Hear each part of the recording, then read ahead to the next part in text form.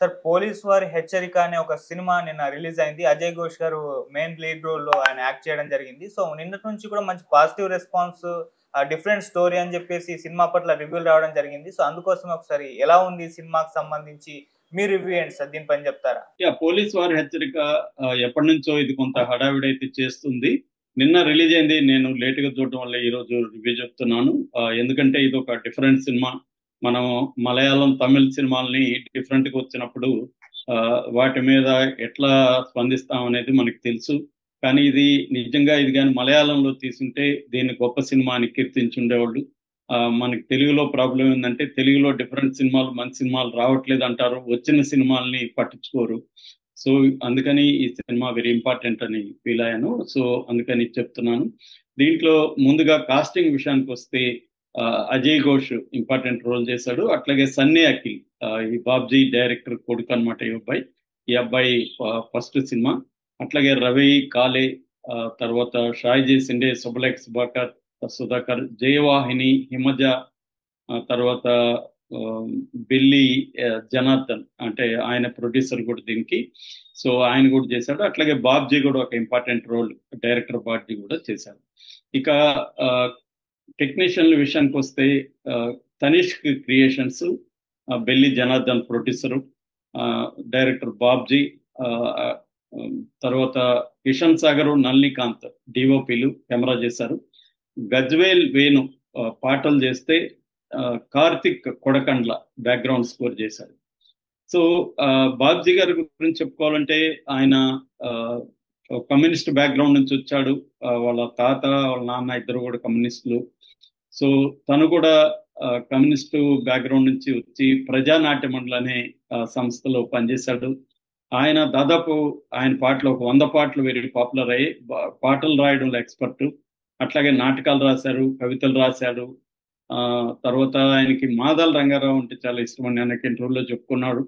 అలాంటి మాదాల రంగారావు తర్వాత ఆ కైండ్ ఆఫ్ సినిమాలు రావడం మానేసాయి. నారాయణమూర్తి వేరే టైప్లోకి వెళ్ళిపోయాడు. సో ఒక నా మాదాల రంగారావు లేని లోటుని ఈయన తీర్చడానికి నాకు కొంత ట్రై చేసినట్టు కనబడుతుంది. ముఖ్యంగా నల్లపూసలు అయింది, బంగారు నంది వచ్చింది.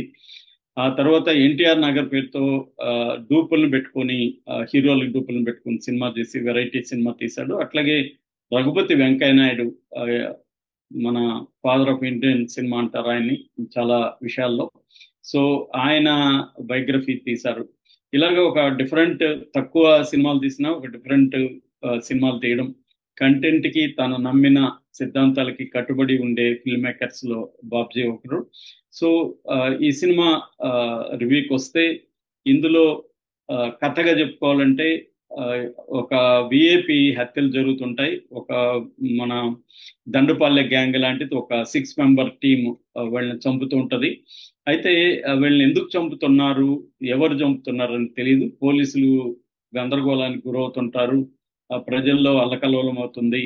ఈ నేపథ్యంలో ఈ హత్యలకు అనాథలు, హిజ్రాలకి ఏం సంబంధం అనేది ఒక ఆస్పెక్ట్ ఉంటుంది. ఈ నేపథ్యంలో ఒక ముగ్గురు క్యారెక్టర్లు ప్రధానంగా దీని పట్ల రియాక్ట్ అవుతారు. ఒకరు crime branch officer Kanchana, lady police officer.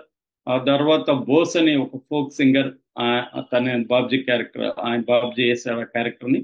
తర్వాత సత్యమూర్తి అని ఒక కమ్యూనిస్టు సోషల్ వర్కర్, ఆయన దీన్ని మన అజయ్ ఘోష్ చేశారు. సో ఆయన ఈ హత్యల గురించి పోలీసులు సరిగా పట్టించుకోవాలని నిరాహార దీక్ష మొదలు పెట్టడం. సో అది అప్పట్లో పెద్ద ఇష్యూ అయిపోతుంది. సో ఇంకోవైపు ఆపోజిషన్ లీడర్ భరద్వాజ కూడా దీన్ని ఉపయోగించుకోవడానికి ట్రై చేస్తాడు. సో ఈ నేపథ్యంలో ఈ కాంచన ఎలా ఈ ఫైనల్ గా దీని వెనకున్న ఒక కుట్రని బయట పెట్టింది అనేది బేసిక్ గా సినిమా కథ. అయితే ఇది అంటే మామూలుగా అయితే ఈ కథలో కొత్తదనం ఉందా అంటే పెద్దగా లేదని చెప్పాలి.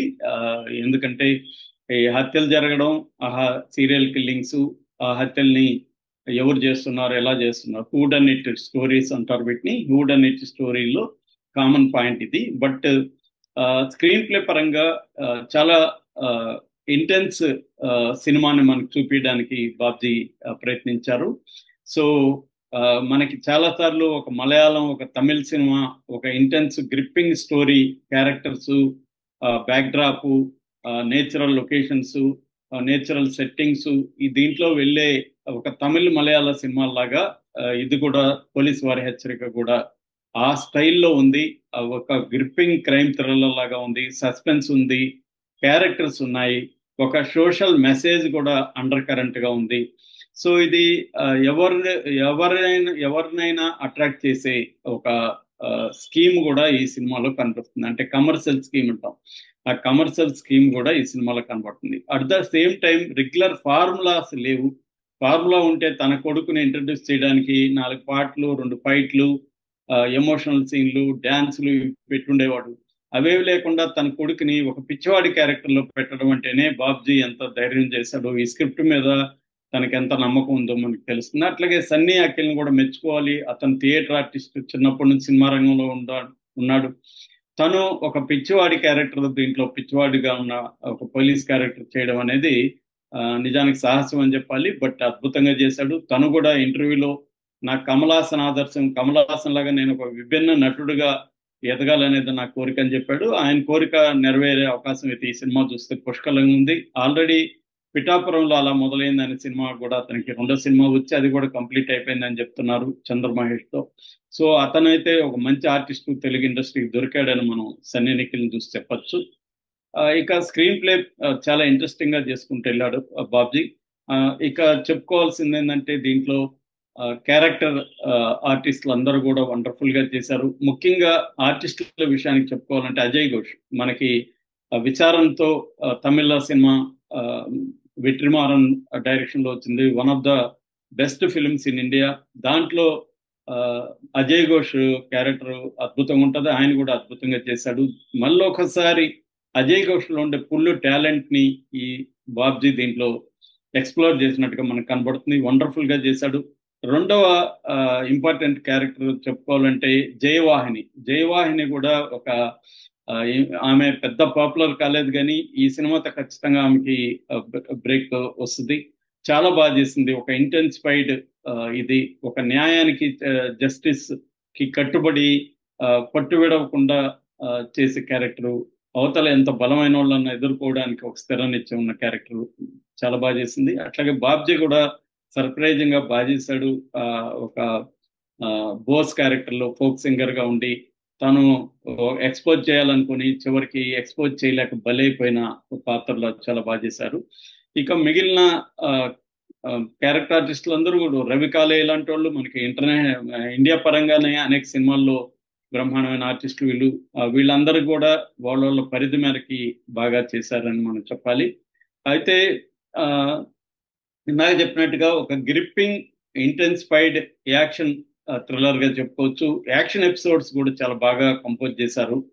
టెక్నికల్ విషయానికి వస్తే దీంట్లో ప్రధానంగా నాకు నచ్చింది బ్యాక్గ్రౌండ్ స్కోరు.